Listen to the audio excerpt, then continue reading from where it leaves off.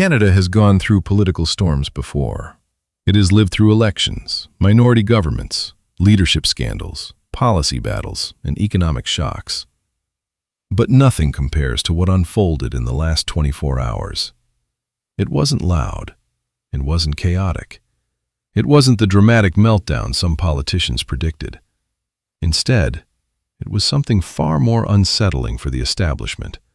A calm, calculated realignment of power. A shift that didn't come from speeches or slogans or desperate attempts to stay relevant. It came from strategy. It came from precision. And it came from the one political figure who has mastered the art of winning without waging war. Mark Carney. While the world watched the budget vote like it was just another day in Parliament, something entirely different was happening beneath the surface. Conversations no one saw. Decisions no camera captured. And moves no opponent managed to predict. Because Carney didn't walk through these 24 hours alone. At every meeting, every negotiation, every quiet diplomatic moment, someone else stood right beside him. Mrs. Carney. Silent, observant, calculated in her own way. A presence that political insiders have started calling Canada's quiet force. Together, they formed the power duo shaping the future. Together, they steered the country through one of the most consequential days in modern political history.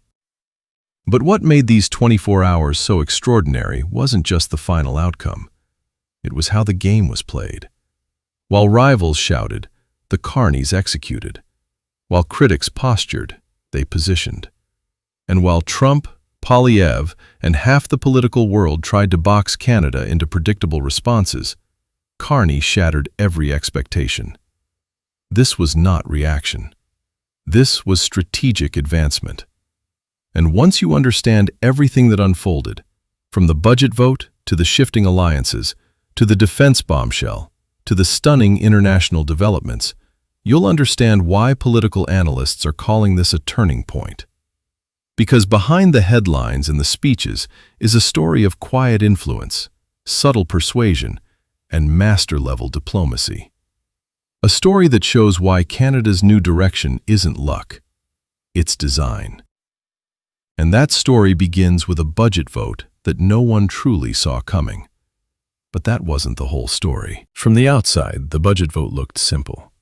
The Liberals presented it, a vote was held, the budget passed.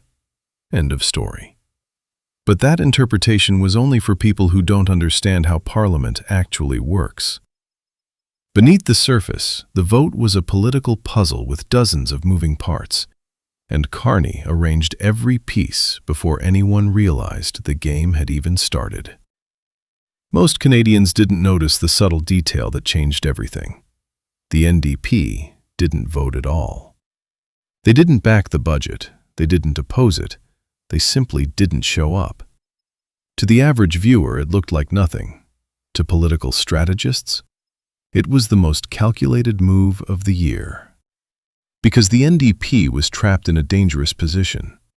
If they voted for the budget, their own base would claim they were nothing more than Liberal followers. If they voted against it, they'd risk triggering an election that every poll says they would lose, and losing badly. Carney saw that trap long before the cameras rolled. He understood that a wounded NDP would destabilize everything. He knew he needed their neutrality, even if he didn't need their votes. And he engineered a path for them that saved their reputation without risking the entire government. The NDP's absence was not an accident. It was a diplomatic outcome negotiated quietly, behind closed doors, with no public confrontation. A move that gave the NDP the safest option possible. Carney protected their brand.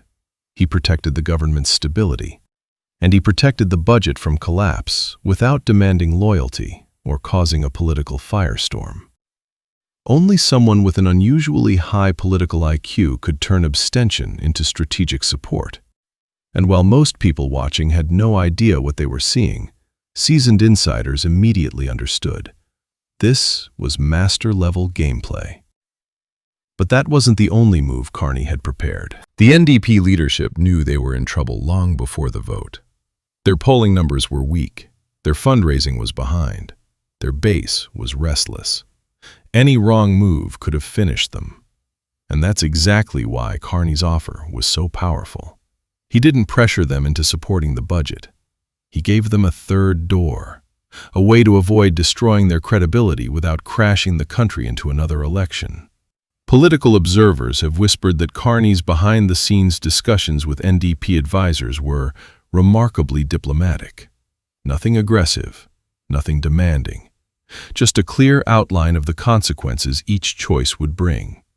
And because Carney understood their position, he gave them something precious: political safety. Had the NDP voted for the budget, they would have confirmed every accusation from their critics that they were simply propping up the Liberals. Their supporters would have revolted. Had they voted against, they would have triggered an election that polls say would wipe them out. So they took the only path that protected their party. They didn't vote at all. A move that looked passive, but was actually brilliant. Carney didn't just save the NDP, he also saved his budget. And he did it without a public battle. This kind of careful political engineering is rare. It requires patience, timing, and an ability to see 3 moves ahead. It also requires one more thing: credibility. The NDP trusted Carney's word because they've seen him operate for years. They know he doesn't burn bridges. He builds alliances. But as the NDP found stability, someone else was stumbling into chaos. Pierre Poilievre walked into Parliament with confidence. He believed he had the leverage to shake the government. He believed he had the momentum. He believed he could turn the budget into a political disaster for the Liberals. But confidence collapses fast when reality hits hard. And the reality was that 2 Conservative MPs had quietly shifted toward the Liberal side before the budget was even presented. A crack in the Conservative wall. A sign of deeper divisions. A moment of weakness Poilievre didn't expect. When those MPs broke ranks, the damage was instant. Poilievre's team went into panic mode. His messaging fell apart. His usual lines, crafted, rehearsed, delivered with swagger, suddenly sounded fragile. He repeated the same slogans, hoping repetition would mask the fact that his caucus was fracturing. But repetition doesn't hide division. It reveals it. Meanwhile, Carney stood calm, confident, unbothered. When Poilievre tried to throw political punches, Carney didn't even react. He let the Conservative leader expose his own instability. And the contrast between the two couldn't have been clearer. On the Liberal benches, stability. On the Conservative side, confusion, uncertainty, and whispered conversations between MPs who no longer looked united. It was the first time in a long time that Poilievre looked genuinely rattled, and analysts noticed. But this wasn't even the moment that changed everything. That came when Canada did something no one expected. For decades, Canada's defense decisions followed a predictable formula. Support U.S. weapons programs, participate in U.S. supply chains, and hope for U.S. benefits. That's how the F-35 deal was born, a deal that promised industrial benefits for Canada, but delivered far fewer jobs than expected. And Carney finally said what many leaders were afraid to say publicly: Canada is not getting enough. Then came the bombshell. Canada openly signaled that it was considering shifting from the American-made F-35s to Sweden's Gripen jets, a possibility so bold that military analysts around the world instantly took notice. Because a Gripen deal would do something massive, move 10,000 potential jobs into Canadian factories instead of American ones. This wasn't just a defense conversation, it was a political declaration. A message to the U.S. that Canada is no longer bound to American military dependency. A message that Canada is done waiting for promises that never arrive. And a message that national interest, not tradition, will shape future decisions. Mélanie Joly made it crystal clear. Canadians want defense investments that create Canadian jobs and strengthen Canadian industries.